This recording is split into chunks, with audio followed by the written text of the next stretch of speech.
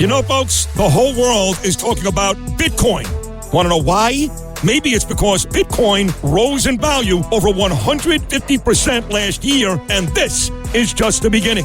Bitcoin is online investing that anyone can do. Visit bitcoinuniversity.org today. Take a master class. Download the Book of Bitcoin and take your investment portfolio to the next level. Visit bitcoinuniversity.org and discover all that a Bitcoin can do for you. That's bitcoinuniversity.org, bitcoinuniversity.org.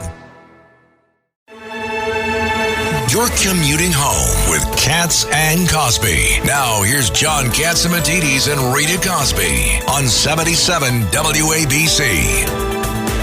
And here in Camelot.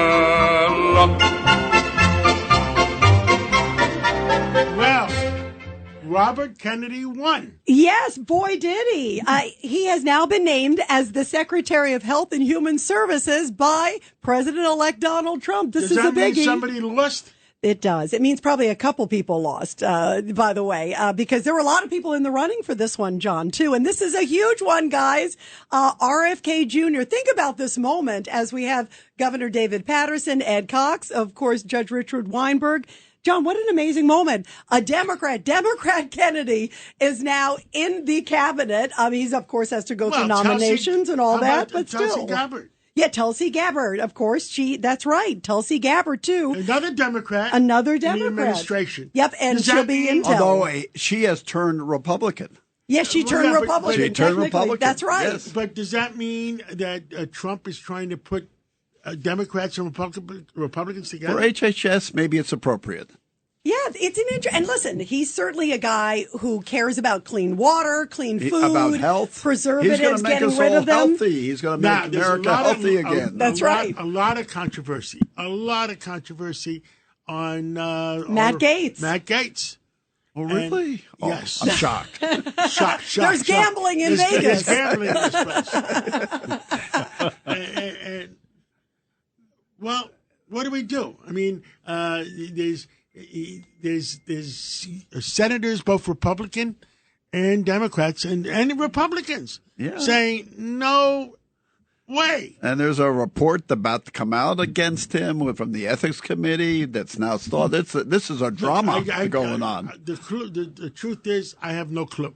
Yeah, it's going to be, and listen, Kevin McCarthy, the former Speaker of the House, who obviously butted heads a lot with Gaetz. Oh, my goodness. The tweets today, like on social media, have been like, Matt Gaetz, oh, my goodness. And they're pointing to this ethics committee. But then, listen, President Trump got elected. He can pick who he wants to pick. The report doesn't come out now because he's no longer a member of Commerce. That's How right. about that? That's right. He resigned last night. He resigned, so they're no longer jurisdiction. The report can't come out under the rules of Congress. You know, Judge Weinberg, I'm curious, how does this work with all these recess appointments? Well, we're going to talk with Andy McCarthy later, too, about it. But this is a fascinating legal issue. It's a very interesting point because the fact of the matter is there's a recess appointment. It can last the end of the session. Does that mean that he gets a full year in it? And will the Senate really give up its prerogatives to do advice and consent over cabinet appointees?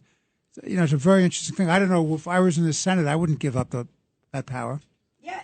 We'll have to see where it goes, because that is a fascinating point. And the timing of all these appointments, could he stay as acting, maybe in an acting role, even if he couldn't be confirmed? And it's going to be very interesting because you're going to find that they've given an issue to the Democrats to fundraise and to campaign against. I think this was a bad nomination.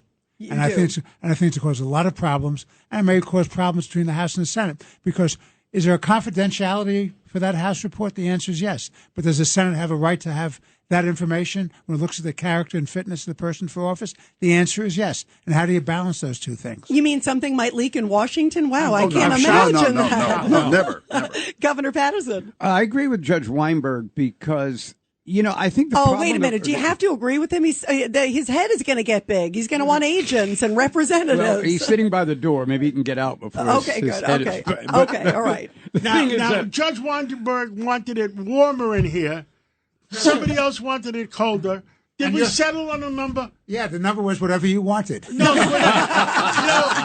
There's got to be. I believe in good compromise. Answer. Well, now Greg Kelly is here. He puts it down to 57 degrees. I mean, you could freeze your nipples off. Not No you, comment. not- No comment. Okay. No comment over here. All right, can we go back to substance? Governor Paterson was agreeing with me. I want to know what he's agreeing All right. with. Yes, and The governor had a comment. see, I think one of the problems that we have right now in this country is we've allowed ourselves to become so loyal to our political affiliations that we can't address a situation that is crying out for an answer. And so I think President Trump, obviously, he's the president. He should make the appointments. But when you make an appointment, I mean, how far do you have to go before there's going to be a reaction? And in this case, I think he went way too far.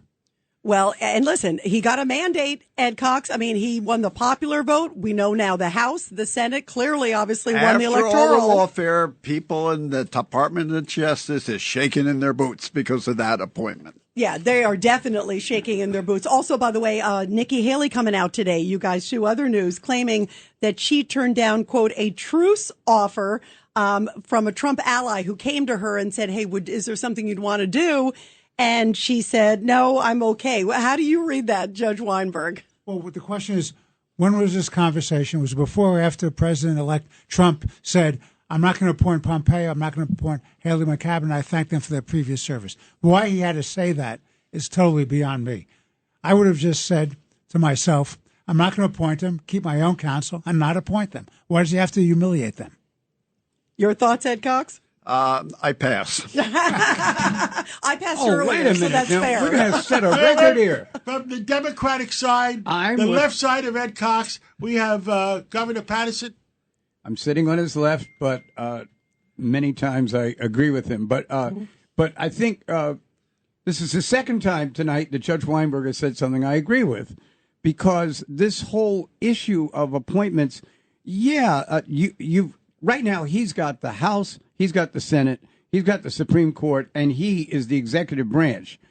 I would think that there are better things that he could do than some of the things he's done. He has appointed some very good people, but the last 48 hours has been trying for a lot of people. Well, let me try this one, because there's a report out that thousands of ICE officers, those are the immigrations and customs enforcement officers, they're going to be reassigned from desk jobs because President-elect Trump is vowing to flood sanctuary cities with agents, putting them to work. And especially, John, one of your points was getting rid first of these convicted migrant criminals, the ones who have been convicted of serious crimes like murder and sex offense. If they're criminals, if they're murderers in their own country, if they're the drug dealers, get them the heck out of New York. Get them out of the United States. I agree. What are we waiting for? Right. I mean, I can't wait to see the fight of the mayors or the governors who are saying, I don't want this guy with the rap sheet of 3 convicted serious Rita, crimes. did you hear what you just said? This is the problem with the Biden-Harris administration did to this country. There are people who got in here from countries, and you're not going to get the rap sheets. Right. So when they're arrested, being prosecuted, there's no rap sheet before the judge who's sitting there knowing who this guy really is. Although where I take issue with that is there are at least, the administration has already come out, and essentially there are about 400,000 according to DHS. Right now, 15,000 about convicted murderers and 15,000 sex offenders. They don't know exactly where they are, but they do know that there is at least some history, which, you know what, makes you wonder how many more that they don't know about. No. And there are people walking around where you're not going to get the criminal records from their home countries. Yeah, they're not cooperating. And home countries, you think Iran is cooperating? You think China is cooperating? You think Venezuela is cooperating? Please. Well, I'll start with the first 15,000 convicted murderers, and then let's move on to the sex offenders. Get them the heck out of here, Ed Cox. That's going to be one hell of a fight. There'll be litigation by the far left and this and that over it, and Trump will be showing he's going to get them out of this country. Janine Pirro here for Colonial Metals Group. Colonial Metals Group helps Americans protect their future with the most trusted store of wealth in human history, physical gold and silver. If you're retiring or retired, go to colonialmetalsgroup.com/Pirro for your free Janine Pirro Colonial Metals Group Retirement Protection Kit, or call 800-965-8004. 800-965-8004 now to receive a free home safe and up to $7,500 in free silver.